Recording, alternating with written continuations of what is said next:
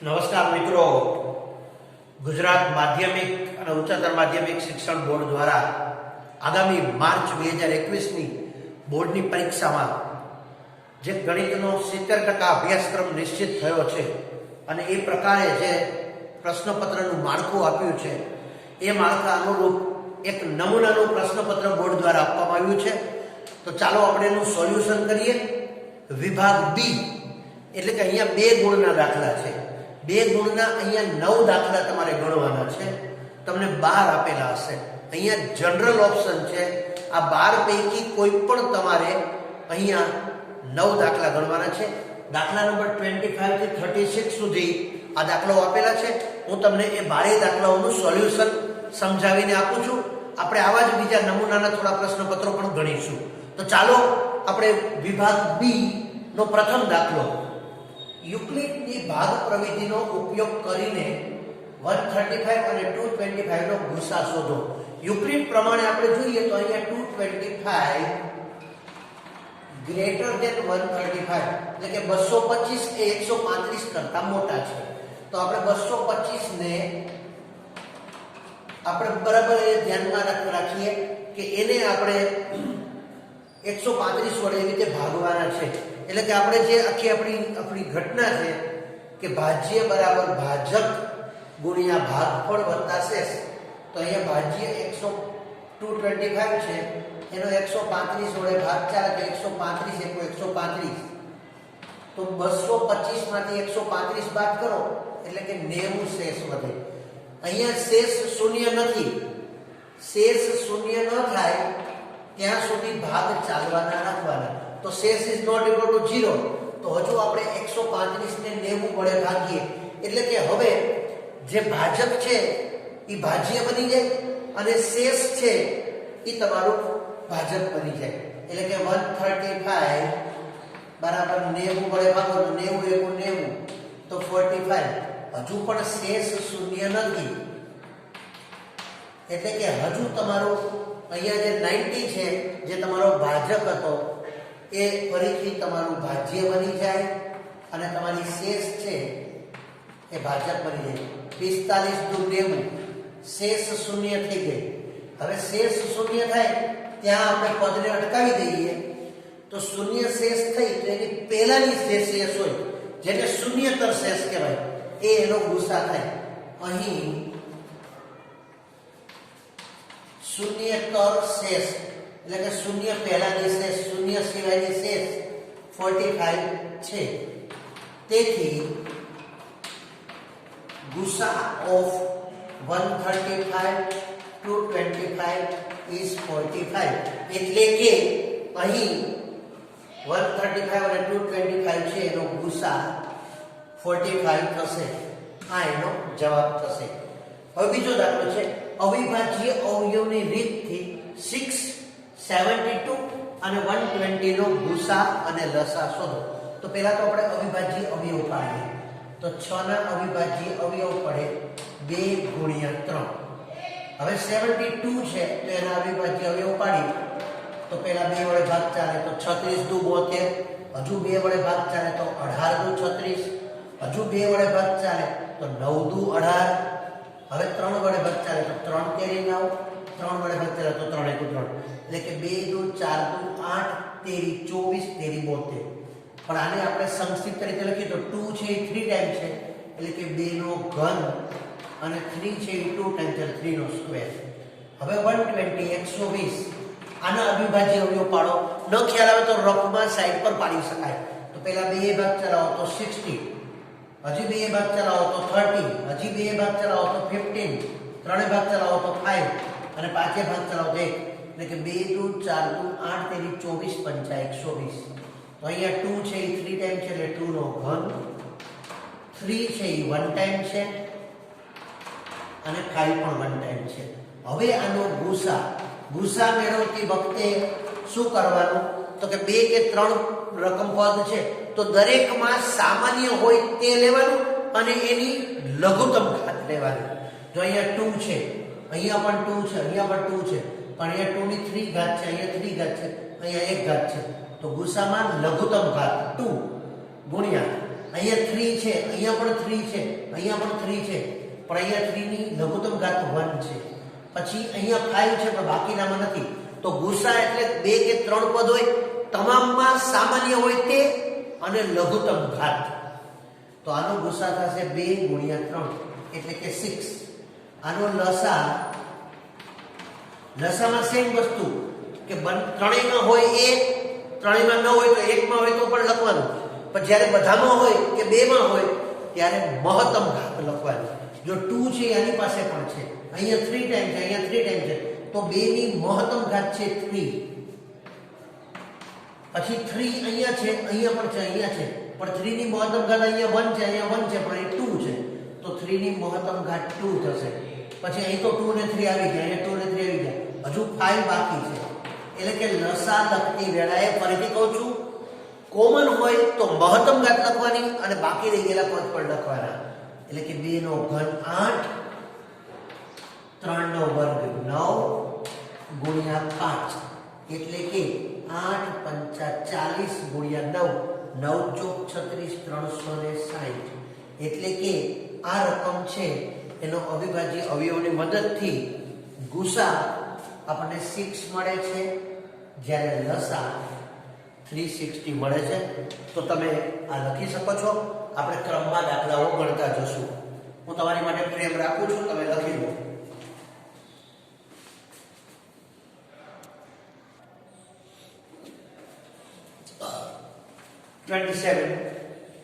Example, એક દ્વિઘાત બહુપદીના શૂન્યોનો સરવાળો અને ગુણાકાર અનુક્રમે 4 અને 1 છે.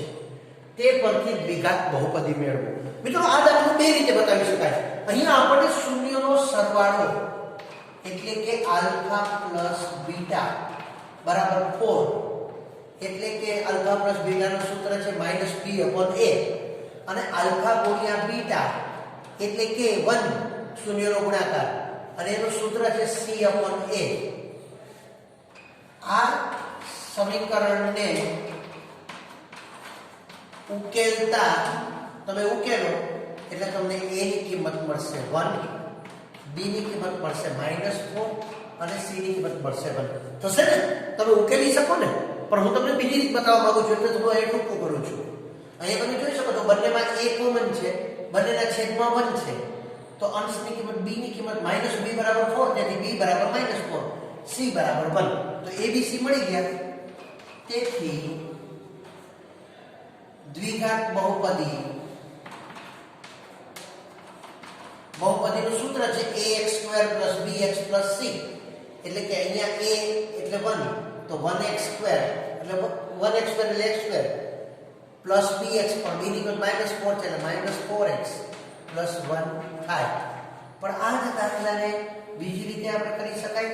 આનું સૂત્ર જ છે, સીધું સૂત્ર છે. જ્યારે દ્વિઘાત બહુપદીના બે શૂન્યોનો સરવાળો અને ગુણાકાર એટલે આલ્ફા પ્લસ બીટા અને આલ્ફા ગુણ્યા બીટા આપ્યા હોય તેનું સીધું સૂત્ર છે x² - alpha plus beta x plus alpha ગુણ્યા બીટા. અહીંયા x² માઈનસ સૂત્રમાં છે આલ્ફા પ્લસ બીટા, તો એની કિંમત 4x પ્લસ આલ્ફા ગુણ્યા બીટાની કિંમત 1. તો આપણો સીધો આ દ્વિઘાત બહુપદીનો જવાબ આપણને સીધો મળી જાય કે x² - 4x + 1. પણ એ ક્યારે શક્ય બને? તો કે તમને બે શૂન્યોનો સરવાળો અને ગુણાકાર આપ્યો હોય તો સીધું તમે આ સૂત્ર વાપરી અને તમે કરી શકો. હવે અહીંયા પણ આપણે એવી એક રસપ્રદ વાત વિચારશું. અહીંયા એક સમાંતર શ્રેણી આપી છે 10, 7, 4 -62. હવે એમ કહે છે કે છેલ્લેથી પ્રથમ પદ તરફ, એટલે છેલ્લું પદ છે -62, છેલ્લેથી પ્રથમ પદ તરફ, એટલે શ્રેણી ઉલટી થઈ પાછું આવતા 11મું પદ શોધો. તો મિત્રો અહીંયા હું તમને સરસ રીતે સમજાવું કે જો આ શ્રેણીનું પ્રથમ પદ 10 છે, બરાબર છે, આનો તફાવત એટલે કે બીજા પદમાંથી પ્રથમ પદ બાદ કરો, 7 - 10 એટલે કે -3, તો સામાન્ય તફાવત -3 છે. અને આનું છેલ્લું પદ nમું પદ -62 છે. તો તમારે પરંપરાગત રીતે તો શું કરવું પડે? તો તો કે પ્રથમ પદ અને તફાવત જાણો છો, એનું પદ 62 છે એ ગોતી લો, પદનો ક્રમ શોધી લો, પછી ઊંધેથી 11મું પદ કરો. પણ આટલું બધું કરવાની જરૂર નથી. હું એક સરસ વાત કરું કે જ્યારે તમે ઊભા હોય ને તમારી સામે બધા હોય તો આટલા બધા લોકો તમારાથી વિરુદ્ધ છે તો તમારે શું કરવાનું ખબર છે? કાંઈ નહીં, ટર્ન બેક, પાછળ ફરી જાઓ. તમે આગળ આવી ગયા, તમે લીડર, બધા ફોલોઅર. એમ અહીંયા આ શ્રેણીને ઉલટાવી નાખીએ તો પેલું પદ 10, પછી -3 નો તફાવત એટલે 7, 4. ઘટતી શ્રેણી છે તો શ્રેણીને ઉલટાવી નાખો તો પ્રથમ પદ જ -62 કરી નાખો. જો એનો તફાવત -3 હોય તો શ્રેણી ઉલટી થાય એટલે તફાવત છે ધન થઈ જાય. તો અહીંયા આપણે શ્રેણીને ઉલટાવતા પ્રથમ પદ -62, પછી -3 નો તફાવત છે શ્રેણી આગળ વધતા હતી, પાછા આવે છે તો તફાવત છે ઋણ હોય તો ધન થઈ જાય, ધન હોય તો ઋણ થઈ જાય. તો તફાવત -3 એટલે 3 નો તફાવત એટલે કે -59, -56 અને આનું છેલ્લું પદ 10 છે. હવે આ શ્રેણી ઉલટાવી ગઈ તો અહીંયા લખો ફરીથી પ્રથમ પદ -62, તફાવત +3. તો હવે તો શ્રેણી ઉલટાવી ગઈ તો ઉલટેથી 11મું પદ શોધો. તો સીધું n11 11મું પદ શોધો. તો સીધું a11 બરાબર a plus n minus 1 એટલે 11 - 1 into d એટલે કે a plus 10d. તો a ની કિંમત છે -62 plus 10, d ની કિંમત છે 3 એટલે કે -62 plus 10 તેરી 30 એટલે કે 11મું પદ -62 માંથી +30 જાય તો -32 એટલે કે આ શ્રેણીને ઉલટાવવામાં આવે તો આ શ્રેણીનું ઉલટેથી એટલે કે છેલ્લેથી 11મું પદ -32 થાય. હવે જો આ જ દાખલાને પરંપરાગત રીતે તમે ગણો તો પ્રથમ પદ, તફાવત, એના પરથી nમું પદ 62 છે એ પદનો ક્રમ શોધી લેવાનો, પછી સૌડેથી એનો જે ક્રમ છે એમાં ઉલટેથી 11મું પદ શોધવું, એમાં ભૂલ થવાની શક્યતા રહે. જ્યારે છેલ્લેથી પદ શોધવાનું કે ત્યારે મુખ્ય કામ શું કરવાનું તો કે શ્રેણીને ઉલટાવી નાખો. એટલે કે જે પ્રથમ પદ છે એ છેલ્લું થઈ ગયું અને જે છેલ્લું પદ છે એ પ્રથમ થઈ ગયું. બીજી અગત્યની વાત, કી પોઈન્ટ, કે અહીંયા તફાવત -3 છે તો શ્રેણી ઉલટાવો એટલે તફાવત +3 થઈ જાય. જો તફાવત પ્લસ હોત તો શ્રેણી ઉલટાવવાથી તફાવત માઇનસ થાય. આ વાત ભૂલવાની નથી. અહીંયા તફાવત ઓરિજિનલી -3 હતો, શ્રેણી ઉલટાવતા તફાવત +3 થઈ ગયો. અહીંયા પ્રથમ પદ 10 હતું, છેલ્લું પદ 62 હતું, શ્રેણી ઉલટાવી તો પ્રથમ પદ 62 થઈ ગયો અને છેલ્લું પદ 10 થઈ ગયું. પણ આપણે તો હવે 11મું પદ જોઈએ છે તો આ પદ્ધતિથી આપણે સરસ રીતે કરી શકાય. તમે આ બંને દાખલા લખી લો.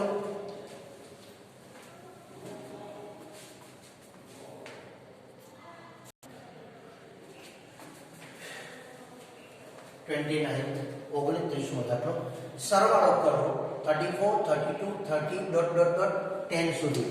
એટલે કે n પદનો સરવાળો કરવાનું સૂત્ર છે. તો પહેલા તો પેલું પદ આનું છે 34, આનો સામાન્ય તફાવત છે બીજામાંથી પેલું બાદ 32 - 34 એટલે કે -2 અને આનું nમું પદ 10 છે. તો પહેલા તો n એટલે કેટલામું પદ છે એ આપણે શોધવું પડશે. તો આપણે જોઈએ એ n નું સૂત્ર વાપરીએ, બરાબર છે? જોઈ લઈએ આપણે.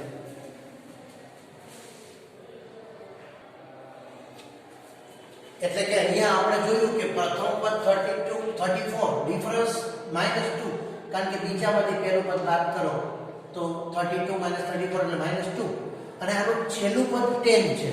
ત્યાં સુધી સરવાળો કરો છો તો 10 થી કેટલામું પદ છે એને આપણે an અથવા l કહી શકાય, બરાબર? કેટલામું પદ છે તો એના માટે આપણે nમું પદ શોધવાનું સૂત્ર વિચારીએ. તો a plus n minus 1 into d બરાબર a, ઊંધું સૂત્ર. a 34 છે, n આપણે શોધવો છે, n minus 1, d એટલે -2 બરાબર an એટલે કે આનું n નું પદ 10 છે. હવે પ્લસ 34 છે એને આપણે સામે જવા દઈએ, આને ગુણી નાખીએ minus plus -2n minus plus 2 બરાબર 10 - 34. તો -2n બરાબર -34 માંથી +10 જાય તો -24 અને આ +2 સામે જાય તો માઈનસ, એટલે કે -2n બરાબર -26. બંને બાજુ માઈનસ થી પ્લસ થઈ જાય, તેથી n બરાબર 26/2, n બરાબર 13. એટલે કે અહીંયા 13મું પદ છે એ 10 છે, એટલે કે આ 13 પદનો સરવાળો છે. તો હવે n પદના સરવાળાનું સૂત્ર મૂકીએ, જેમાં પ્રથમ પદ 34 છે, n મું પદ એટલે કે l 10 છે, બરાબર છે, અને પદની સંખ્યા 13 છે. તો n પદના સરવાળાનું ટૂંકું સૂત્ર આ મૂકી શકાય, Sn બરાબર n/2 a plus l, l અથવા તો n નું પદ છેલ્લું પદ. હવે n એટલે 13, તો 13/2 a એટલે 34 plus l એટલે છેલ્લું પદ 10, તેથી 13/2 બરાબર 44. 22 દુ 44, તો 13 ગુણ્યા 22, 13 દુ 26, એને ગુણ્યા પાછા 11, એટલે કે 6, 6 ને 2 8, અને 2 ના 2 286. એટલે કે આ 13 પદનો સરવાળો 236 થાય. કારણ કે અહીંયા પ્રથમ પદ 34 પછી 32 એટલે ઘટતા જાય છે. એનું પદ 10 છે, પહેલા પદનો ક્રમ શોધી લીધો કે આ 13 પદ છે, અને પછી આપણે આ 13 પદનો સરવાળો કર્યો. હવે આ કિંમત શોધો. આ બહુ સામાન્ય એવો ત્રિકોણમિતિનો દાખલો છે, જેમાં તમને ત્રિકોણમિતિય કોષ્ટક આવડવું જોઈએ. બસ 2 tan 45 ની કિંમત છે 1, એનો સ્ક્વેર. મિત્રો ત્રિકોણમિતિય કોષ્ટક એક વખત જોઈ જવાનું.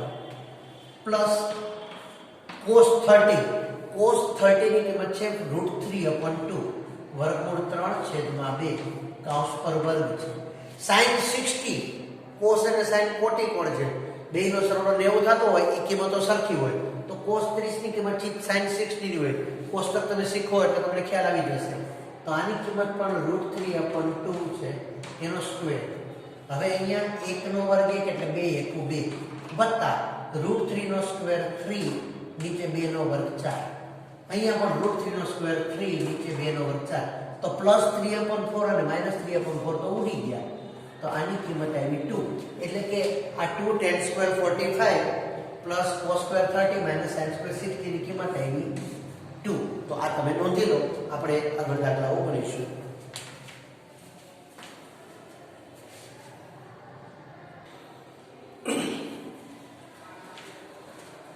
દાખલો, એક વર્તુળ દોરો,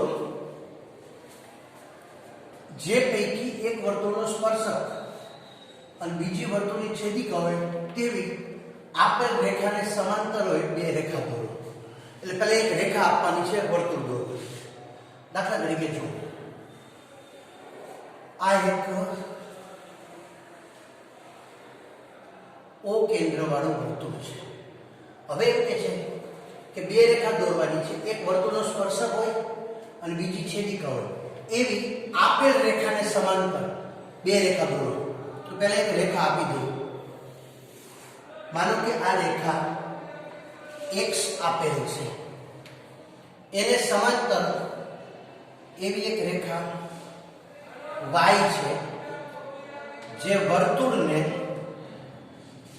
એ બિંદુમાં સ્પર્શે છે, એટલે કે y છે એ સ્પર્શક છે. હવે એક z રેખા આને સમાંતર, એ અહીંયા અથવા અહીંયા ગમે ત્યાં હોય, માનો કે આ z રેખા છે, આ વર્તુળની છેદિકા છે, જે વર્તુળને બે ભિન્ન બિંદુ B અને C માં છેદે છે. એટલે અહીંયા આપણે લખવું એટલે લખી શકાય, અહીં આપેલ રેખા x છે, તેને સમાંતર બે રેખાઓ y અને z છે, જેમાં y સ્પર્શક છે અને તે વર્તુળને એ બિંદુમાં સ્પર્શે છે. બરાબર છે. આપેલી રેખા x છે, y એને સમાંતર છે, જે સ્પર્શક છે જે વર્તુળને એ બિંદુમાં સ્પર્શે છે, અને z છે એ છેદિકા છે જે વર્તુળને બે ભિન્ન બિંદુ B અને C માં છેદે છે. z એ છેદિકા છે જે વર્તુળને B અને C માં છેદે છે. ફરી સમજો, વાત નાની છે, લખાણ તો ઓકે છે કે એક વર્તુળ છે, એક રેખા વર્તુળની બહાર એવી લો કે જેને સમાંતર હોય એવી બે રેખા, જે પૈકી એક વર્તુળનો સ્પર્શક હોય અને બીજી વર્તુળની છેદિકા હોય. તો સ્પર્શક છે વર્તુળને એ બિંદુમાં એટલે કે એક બિંદુમાં છેદે છે, અને છેદિકા છે વર્તુળને બે ભિન્ન બિંદુ B અને C માં છેદે છે. હવે 32 32 માં આપણું વર્તુળ પ્રકરણ છે.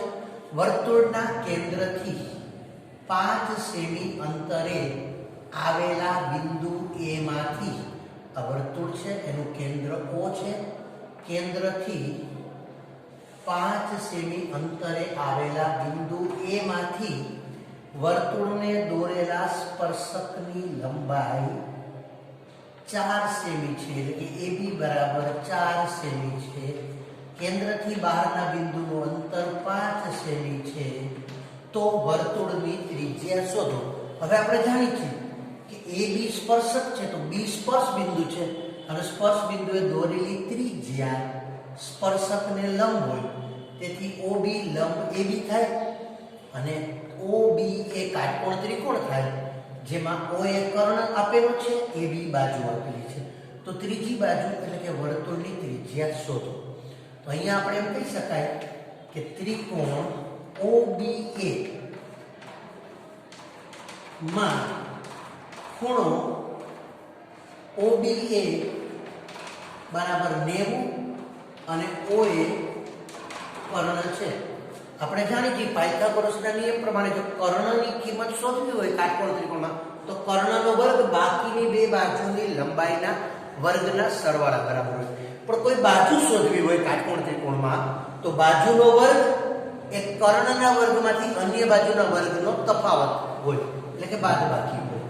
તો OB સ્ક્વેર બરાબર OA square minus AB square, એટલે કે OA ની કિંમત 5 છે, એટલે 5 નો સ્ક્વેર 25, AB ની કિંમત 4 છે, તો 4 નો સ્ક્વેર 16.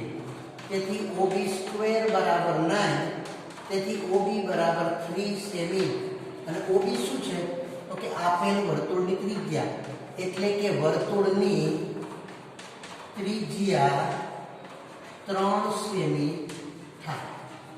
બરાબર સમજો, આ રીતે કાટકોણ ત્રિકોણ બનાવો એટલે ઓટોમેટિક ખ્યાલ આવી જાય કે આ વર્તુળની ત્રિજ્યા 3 સેમી થાય.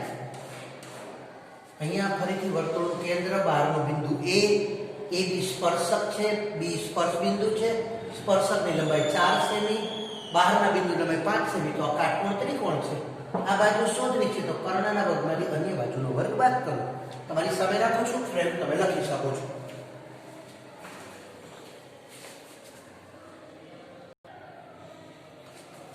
હવે 33 દાખલો. બે સમકેન્દ્રી વર્તુળોની ત્રિજ્યાઓ અનુક્રમે 5 સેમી અને 3 સેમી છે. મોટા વર્તુળની એક જીવા નાના વર્તુળને સ્પર્શે છે, તો તેની લંબાઈ શોધો. હવે જો આકૃતિ જુઓ, આ બે સમકેન્દ્રી વર્તુળો છે. મોટા વર્તુળની ત્રિજ્યા OA છે, 5 સેમી છે. નાના વર્તુળની ત્રિજ્યા OM છે, એ 3 સેમી છે. હવે મોટા વર્તુળની જીવા AB નાના વર્તુળને M બિંદુએ સ્પર્શે છે, તો આ જીવાની લંબાઈ શોધો. હવે આપણે જાણીએ છીએ કે આ સ્પર્શક છે, તો સ્પર્શ બિંદુ દોરેલી ત્રિજ્યા સ્પર્શકને લંબ હોય, એટલે કે આકૃતિમાં OM લંબ AB છે. બીજો એક મુદ્દો પણ છે કે વર્તુળના કેન્દ્રમાંથી જીવા પર દોરેલો લંબ જીવાને દુભાગે, એટલે કે AB ના બે ભાગ કરે, AM અને BM. હજુ આપણે AM મળી જાય તો આખી જીવાની લંબાઈ મળી જાય. તો પહેલા આપણે AM શોધીએ. તો કે ત્રિકોણ OMA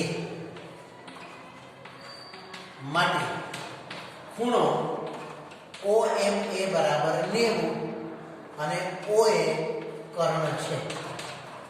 તમને કર્ણ આપેલો છે મોટા વર્તુળની ત્રિજ્યા, OM લંબ આપેલો છે નાના વર્તુળની ત્રિજ્યા 3 છે. AM શોધવું છે તો પાયથાગોરસના સૂત્ર પ્રમાણે બાજુનો વર્ગ બરાબર કર્ણનો વર્ગ એટલે કે AM સ્ક્વેર બરાબર OA square minus OM square. OA ની કિંમત 5 છે એટલે 5 નો સ્ક્વેર 25, OM ની કિંમત 3 છે એટલે 3 નો વર્ગ 9. તેથી AM સ્ક્વેર બરાબર 16, તેથી AM બરાબર 4 સેમી થાય. હવે AM છે આપણે તો AB શોધવું છે તો આપણે જાણીએ છીએ કે જીવા છે આ લંબ બિંદુ એટલે દુભાગે છે. OM લંબ AB છે, M છે AB નું મધ્ય બિંદુ છે તો AB બરાબર 2AM એટલે 2 ગુણ્યા 4 એટલે કે AB બરાબર 8 સેમી. એટલે કે આ વર્તુળની જીવાની લંબાઈ 8 સેમી થશે. ફરી વખત ખાસ જોવાનું શું છે તો કે સમકેન્દ્રી વર્તુળો છે, બેના કેન્દ્ર સમાન છે. મોટા વર્તુળની ત્રિજ્યા 5 સેમી, નાના વર્તુળની ત્રિજ્યા 3 સેમી. મોટા વર્તુળની જીવા નાના વર્તુળને સ્પર્શે છે તો આપણે જાણીએ કે સ્પર્શ બિંદુ દોરેલી ત્રિજ્યા સ્પર્શકને લંબ હોય એટલે કે OM લંબ AB છે. તો આ કાટકોણ ત્રિકોણ બની ગયો. કર્ણ અને બાજુ પરથી આ બાજુ મળી ગઈ. બીજો મુદ્દો શું તો કે કેન્દ્રમાંથી જીવા પર દોરેલું લંબ જીવાને દુભાગે, તેથી AM અને BM સમાન હોય. AM મળી જાય તો એના ડબલ કરો એટલે આખું AB મળી જાય. હવે આ દાખલો બહુ સરસ છે નાનો પણ બે ઘન પૈકી પ્રત્યેકનું ઘનફળ 64 સેમી સ્ક્વેર છે. આ બે ઘન છે, આ પહેલો ઘન આ બીજો ઘન. આ બંને ઘનને જોડવાથી જે નવો લંબઘન બને છે એનું પૃષ્ઠફળ શોધો. તો પહેલા આપણે મૂળ ઘન છે એનું ઘનફળ 64 સેમી ઘન છે તો ઘનનું સૂત્ર છે A ઘન બરાબર 64, તેથી A બરાબર 4 સેમી. એટલે કે મૂળ ઘન છે એની લંબાઈ, પહોળાઈ અને ઊંચાઈ 4 સેમી છે. આ લંબાઈ 4 છે, એની પહોળાઈ ઊંચાઈ પણ 4 છે, પહોળાઈ પણ 4 છે. આવા બે લંબઘન જોડવાના છે, બે સમઘન એટલે લંબઘન બનશે. તો હવે જે નવો બન્યો એની લંબાઈ તમે જોવો તો 4 + 4 એટલે કે લંબાઈ 8 સેમી છે. એની પહોળાઈ તો 4 સેમી જ રહેશે કારણ કે પાસે બે ટુકડા જોડ્યા છે. આ એક સમઘન હોય અને બીજો સમઘન પાસે જોડી તો એની લંબાઈમાં વધારો થશે 4 + 4. એની ઊંચાઈ અને પહોળાઈમાં કઈ ફેરફાર થતો નથી તો એની પહોળાઈ 4 સેમી જ રહેશે, ઊંચાઈ પણ 4 સેમી રહેશે. હવે લંબઘનનું પૃષ્ઠફળ શોધો. તો લંબઘનનું પૃષ્ઠફળનું સૂત્ર છે 2 કૌંસમાં લંબાઈ ગુણ્યા પહોળાઈ, પહોળાઈ ગુણ્યા ઊંચાઈ અને ઊંચાઈ ગુણ્યા લંબાઈ. હવે માત્ર કિંમત મૂકવાની છે, કદાચ થોડું નીચે છે પણ સમજાઈ જાય એવું છે. 2 લંબાઈ 8 અને પહોળાઈ 4, પહોળાઈ 4 ઊંચાઈ 4, ઊંચાઈ 4 લંબાઈ 8, 4 × 32 વત્તા ચોકે 16 વત્તા 32, 32 વત્તા 32 64 વત્તા 16 80. તો 2 કૌંસમાં 80, 80 × 160 એટલે કે લંબઘનનું પૃષ્ઠફળ 160 સેમી સ્ક્વેર થાય. અહીંયા હું ફરતી લખું છું, નીચે નોંધે થાય તો લંબઘન જે નવો બન્યો એનું પૃષ્ઠફળ 160 સેમી સ્ક્વેર આ આપણને છેલ્લે મળશે. બરાબર છે? તો તમે નોંધી શકો છો, હું તમારી સામે રાખું છું.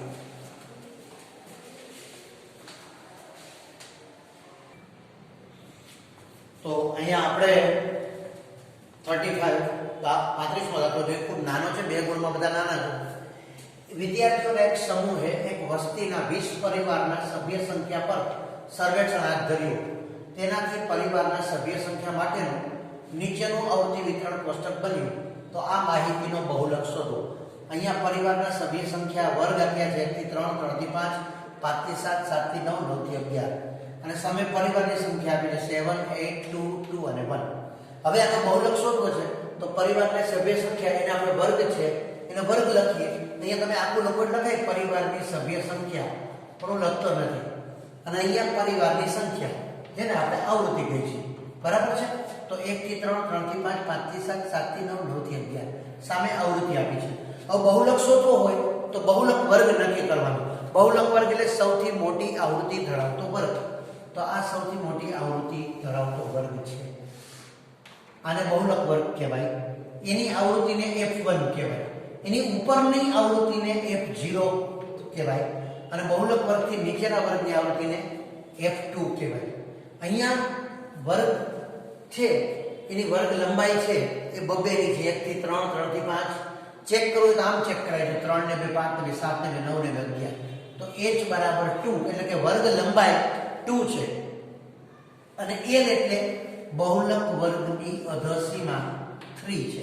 હવે આ બહુલકનું સૂત્ર છે z બરાબર l પ્લસ f1 f0 છેદમાં 2f1 f0 f2 ગુણ્યા h, જ્યાં l એટલે બહુલક વર્ગની અધસીમા જેની કિંમત 3 છે, પ્લસ f1 એટલે બહુલક વર્ગની આવૃત્તિ 8, f0 એટલે બહુલક વર્ગથી ઉપરના વર્ગની આવૃત્તિ 7 છેદમાં 2f1 એટલે 8 દુ 16, f0 એટલે બહુલક વર્ગથી ઉપરના વર્ગની આવૃત્તિ, f2 એટલે બહુલક વર્ગથી નીચેના વર્ગની આવૃત્તિ 2 અને h એટલે વર્ગ લંબાઈ એ પણ 2.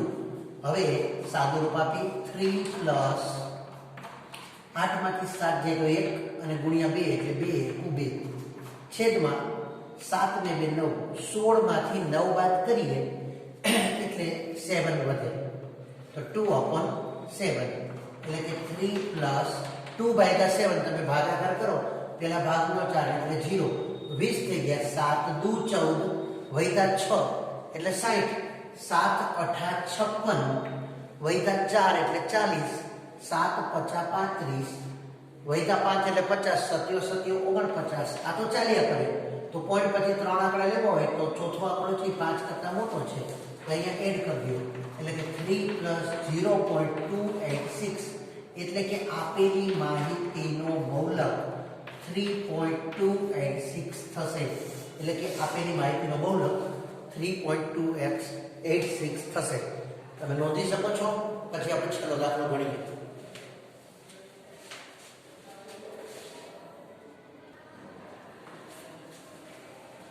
વિભાગ બી 2 ગુણના દાખલાઓમાં છેલ્લો દાખલો 36. એક થેલામાં લાલ, ભૂરો અને પીળો એમ 3 સમાન કદના દડા છે. થેલામાં કુલ 3 દડા છે. કૃતિકા એમાંથી થેલામાં જોયા વગર યાદચ્છિક રીતે એક દડો કાઢે છે. તો તેણે પસંદ કરેલો દડો પીળો હોય અથવા લાલ હોય તેની સંભાવના શોધો. એક પીળો હોય અને 2 લાલ હોય તેની સંભાવના શોધો. હવે જો અહીંયા આપણે જોઈએ તો લાલ દડો 1 છે, ભૂરો 1 છે, પીળો 1 છે, કુલ 3 દડા છે. અહીંયા સંખ્યા જુદી હોય તો પણ દાખલો સંભાવના પ્રમાણે થાય જ. હવે પસંદ કરેલ દડો પીળો હોય એટલે આપણે લખીએ ધારો કે પસંદ કરેલ દડો પીળો હોય તે ઘટના એ, તો પસંદ કરેલ દડો પીળો હોય તે ઘટનાની સંભાવના પ્રોબેબિલિટી ઓફ A, પસંદ કરેલ દડો પીળો હોય તે ઘટનાની સંભાવના એટલે P ઓફ A બરાબર m upon n. m એટલે પસંદ કરેલ ઘટનાના પરિણામો અને n એટલે કુલ પરિણામો. તો પસંદ કરેલ ઘટના છે દડો પીળો હોય તો પીળા દડા કેટલા છે આપણી પાસે 1 અને કુલ દડા 3 માટે 1/3. તો દડો પીળો હોય તેની સંભાવના 1/3. એવી જ રીતે પસંદ કરેલ દડો લાલ હોય તો અહીંયા ફરીથી આપણે લખીએ ધારો કે પસંદ કરેલ દડો લાલ હોય તે ઘટના B, તો પસંદ કરેલ દડો લાલ હોય તેની સંભાવના પ્રોબેબિલિટી ઓફ B ઘટનાની સંભાવના બરાબર m upon n. m એટલે પસંદ કરેલ ઘટનાની સંભાવના એટલે કે દડો લાલ હોય તેવા પરિણામો 1 અને n એટલે કુલ પરિણામો. તો કે થેલામાં 3 દડા છે. જો અહીંયા દડાની સંખ્યા વધારે હોય કે અલગ અલગ હોય કે લાલ છે 5 હોય, ભૂરા છે 8 હોય, પીળા છે એ સિવાયના 7 હોય તો કુલ 20 દડા હોય. તો એવા કિસ્સામાં પસંદ કરેલ દડો પીળો છે 7 હોય કે 8 હોય તો 8/20, આ 7 હોય તો 7/20 એ પ્રકારે આપણને મળે. પણ અહીંયા કુલ દડા 3 છે અને પસંદ કરેલ દડો પીળો 1 છે માટે 1/3. અહીંયા પણ કુલ દડા 3 છે અને પસંદ કરેલ દડો લાલ છે તે ઘટના 1/3. મિત્રો આ સાથે આ નમૂનાના પ્રશ્નપત્રનો બી વિભાગ આપણે પૂરો કર્યો. હજુ આપણે એ વિભાગ સાથે સાથે સી વિભાગ અને ડી વિભાગ આપણે જોવાના છે. તો આ પ્રકારના પેપર સોલ્યુશન માટે તમે મારી ચેનલ ડૉક્ટર અતુલ વ્યાસ લાઈક કરો, શેર કરો, સબસ્ક્રાઈબ કરો. એના પ્લેલિસ્ટમાં જઈ અને તમે બોર્ડના નમૂનાનું પેપર, સેમ્પલ પેપર એ સિલેક્ટ કરશો તો એ પ્લેલિસ્ટમાંથી તમને દરેક વિભાગના વિડીયો મળી રહેશે. સાથે સાથે આની ડિસ્ક્રિપ્શનમાં તમે જશો તો તમને આની પીડીએફ પણ મળી રહેશે કે જેમાં આ દાખલાઓ મેં ગણી અને પીડીએફ સ્વરૂપે પણ મૂકેલા છે. તો જોજો. Happy learning. Have a nice day. આપણે વધુ પેપર સાથે ફરી આ ચેનલ પર મળશું. All the best.